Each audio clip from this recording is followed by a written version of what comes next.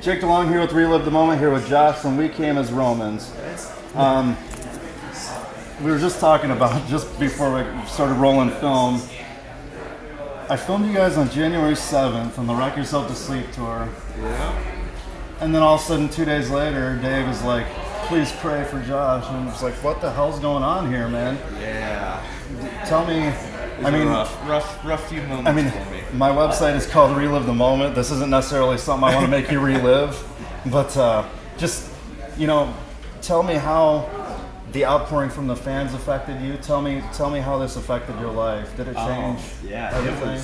It was wild. For anyone that doesn't know, I went to the hospital. I had bacterial meningitis. It was awful. I was in the hospital for 6 days, I think, unconscious for 3 or 4 of them. And then I ended up flying home, recovering, and then I ended up catching the last 6 shows of that tour, actually. So I got to play the first 3 in the last 6 out of a 6-week tour. But it was wild. I mean, as a band, like, we try to have that positive message. We try to inspire kids to, I guess, pay attention to the way that they're living and pay attention to how they're living. And it was wild to actually see that. Like, I mean, I can go on a stage every day and we can say the same words over and over again, but you can never exactly tell if it's getting through or if kids are just like, oh, well, the band's good. And to see that actually come through was wild. It was a tearjerker. Definitely a tearjerker. Just all the support from everyone, all the posts on Facebook and all the Twitter. There was a Tumblr post that got reblogged 12,000 times, and it was crazy. It was really crazy, especially because 1 second I'm really sick, days later I wake up and I'm like, what? And I just see all this stuff, and it was wild. Well, I'm sure the band fans, everybody's glad to see you back and healthy. So yeah, it's been good. People still ask me, actually earlier today, people still ask me if I'm doing all right and everything, and it's funny that they still actually remember that happened, because in the music scene a lot of people are just real quick to forget anything that goes on, and it's crazy to see that kids still care about that. Oh, absolutely. I don't think anybody will be forgetting about that anytime soon. I wanted to ask you, I know Punk Goes Pop was kind of done a while ago, but how did you guys go about choosing My Love for that compilation?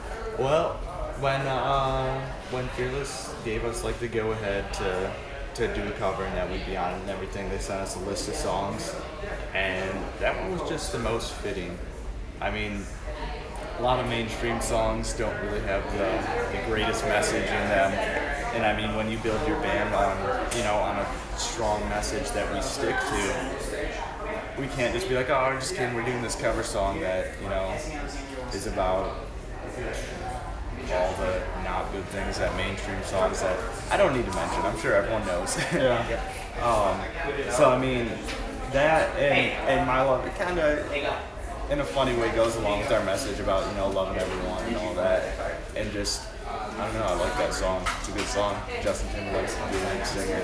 I personally think it's the best one off the compilation, so for what it's worth, coming from a piano like me, But, you guys have a new album coming out as well. Yep. Understanding What We've Grown to Be. Yep.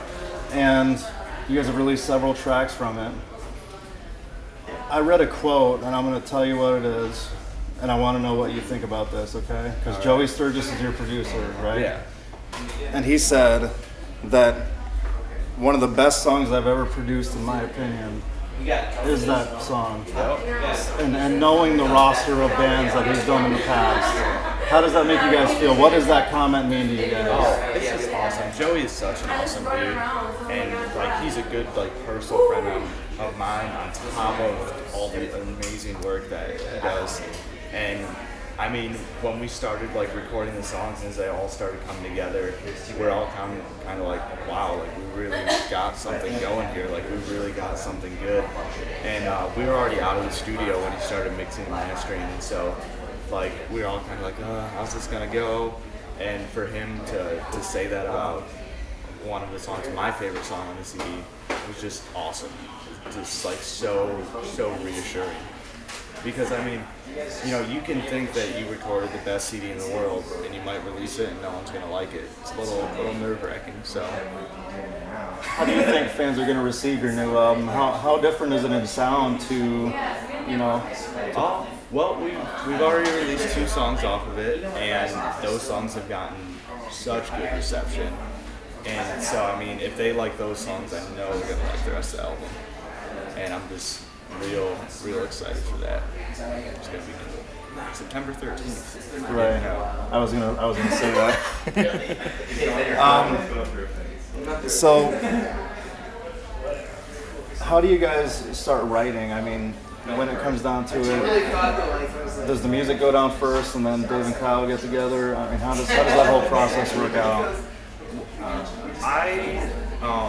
I actually end up writing the songs and just like kind of like demo style drums, and once I write the music, I send it to Eric, and Eric will throw his little spice in the drums, and then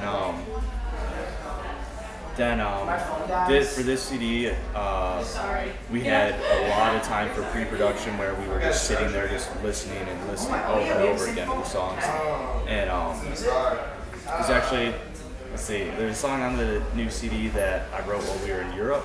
There's a song that I wrote in my bedroom at Joey's house. There's a song that Joey and I wrote together.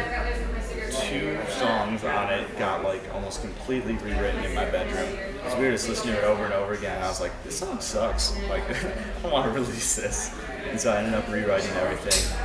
And then once all the music was set, I took the lyrics that I wrote, and Dave and I would sit down and we'd go over like the screaming parts, the ideas that I had and the ideas that he had, and then Kyle and I would sit down and I'd show him some rhythms and, you know, let him throw whatever melody he wanted on it, and that's how we ended up doing the new CD, and it worked out so well. So when you guys record a new album, I think I just lost my question right in that question. I lost it, dude. I don't know. What would you be doing if it's getting loud in here? What would you be doing if you weren't and we came as Romans right now? Probably nothing remotely as cool as this. I don't know.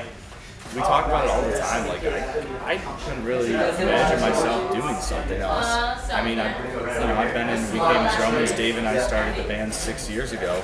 And so, I mean, I really can't imagine myself doing anything else. I know what I was going to ask you. When you record your record, you know, some bands have leftover tracks that they don't release. Right. Do you guys just do the same thing, write 15 songs and say, we're going to give you 12, we don't think the other 3 are worthy of the record? I mean, no, because or you guys are just going every single song is that quality. Yeah, I don't mean to throw any kind of ego into it, but I mean, any song that like I end up writing, I won't take it to a studio if it's not good enough. And like when we got to the studio and did all that pre-production, there were a few songs that I was like, I'm not going to record this song at all. Like, this needs to be rewritten. And then, there were a ton of parts that ended up being rewritten, so we did end up using the songs. But I mean, if I'm not 100% confident and feeling it, we're not going to do it. There's no point. There's no point in recording so many songs and then saying, well, these ones are just okay. Like, why do you want to waste your time on the mediocre? I don't, So you guys have been growing, per se. I mean, with every tour you guys get stronger, presumably a bigger fan base, you're headlining shows, getting a good reception here.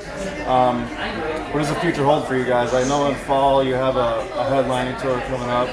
I don't even know if you can say that or not, but I've seen it posted. I know, that's the thing, is I'm not supposed to talk about People leak the stuff. But there's, I saw today, there's a show flyer. I was like, this tour coming through. I'm like, But you can't talk about it, right? texting our managers. I'm like, when can I talk about this? Yeah. They're like, not yet. And I'm like, really? Because I see show flyers every day for it. Like, I get asked about it every day, and I'm like, no one is supposed to know. Yeah. But I mean, it'll be announced in like a week, so. Well, I mean, what kind of you guys have toured with a lot of bands, a lot of great bands. So thank you for that, by the way.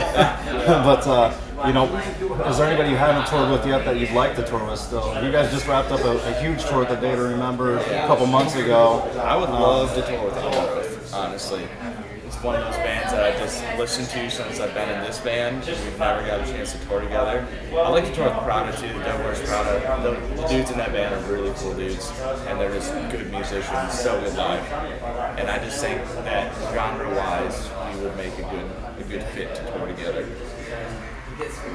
How exactly are you gauging your band's success? I mean, you know, your records are obviously well received, reviews go good and stuff like that, but I mean, on a personal level, at what point do you guys go, you know, we made it? Honestly, there's a song to Plant a Seed about track 9 on the CD. It's just there's always the next goal. There's always something more that you could be doing. There's never. I don't ever want there to be a point with this band where we're like, okay, well, we did enough, whatever. Like, we're on, we're big enough. We sold this many CDs. I'm fine with that. I always want to be feeling like there's more that we can do, more that we can reach for. So I mean, every I guess step up that we make is like, okay, well, let's go to the next step.